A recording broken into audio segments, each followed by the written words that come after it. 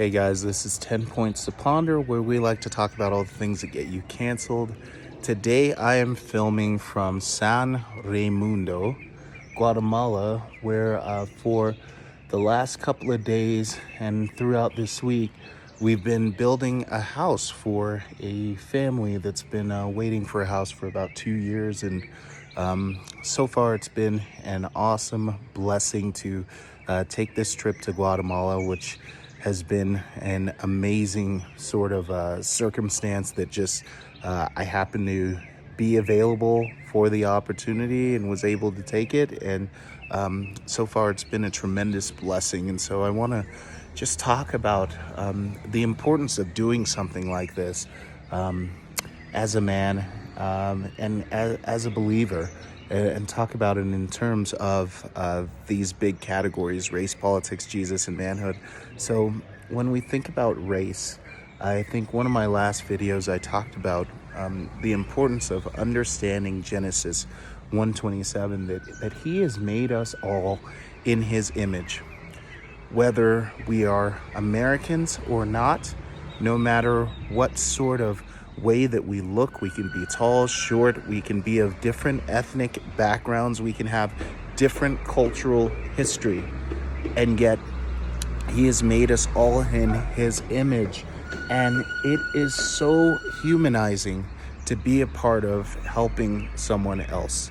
There's nothing more humanizing. There's nothing more that makes you feel like it's a no-brainer. You're doing what God really intended you to do when you take a step and are able to help another human being. And so that's been an awesome blessing of this trip, just knowing that I'm doing and feeling like I'm doing exactly what I'm supposed to be doing. And because we all have the shared human family, whether we know Christ or not,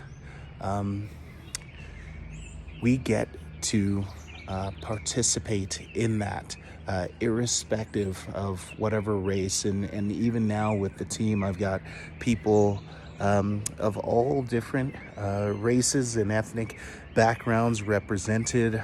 Here I am in a country where they speak majority Spanish, and so I'm trying to learn a few phrases, and we're just all working together across all of these lines and artificial barriers that we might put up, and we're able to work together. Let's talk about politics. Politics sometimes makes us very focused upon, our nation, our national origin, and we don't see and understand that ultimately, especially as believers, right, our citizenship is in heaven, and our ultimate ruler and king is Jesus Christ. And there are times when even politics can come in conflict with our actual citizenship as children of the kingdom of heaven, which is why that irrespective of whatever political mandates or rules may come out, we as the Church of Jesus Christ, those who are ruled by God, need to take those steps, not close our churches, and reach out to those that are in need as mandated by the scriptures. And so ultimately, as much as we talk about U.S. politics and the way that things are going and how things are governed in the U.S., and not wanting us to slip back or slip further into just a secular society, we have to ultimately realize that this is not our home and we're citizens of heaven. Jesus is all over a trip like this. What I really appreciate about the organization that I'm with is that, we're not just going and building a house. We have worked, this organization has worked with the local pastors, and the local pastors have identified people that are in need. They've identified people from different neighborhoods so that we're not just like going and giving something for the body and some shelter, which is a tremendous and amazing thing, but we're also linking them and kind of affirming and creating those stones of remembrance that every time someone sees that house, that hopefully they would thank the Lord, and hopefully they would think about the local pastor and the local church that stepped up to give them that opportunity. And so it's really important that that Jesus is all over this, starting with prayer, closing the day with prayer, making sure that we know that there's a higher purpose for this. We don't want to just give people, material goods without them understanding that there is a life-giving Savior and Creator that loves them so much that He sent people from all over, from different places from the United States, to come just to care for them. And then manhood. There's nothing, I think,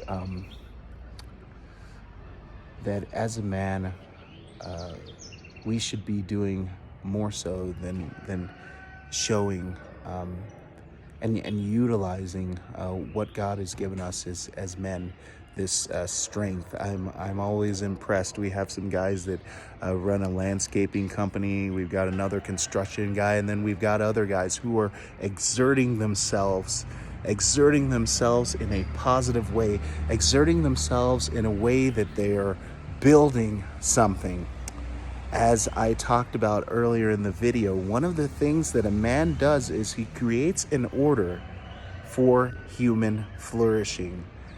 And by laying a foundation for a house in concrete, by erecting walls, we are creating an order for that family to grow up, to have a little bit more safety, a little bit more security. A home base where they can go and be warmed and filled, and then go out into this world and do what God has called them to do. And that's what a man always does. We always seek to create order.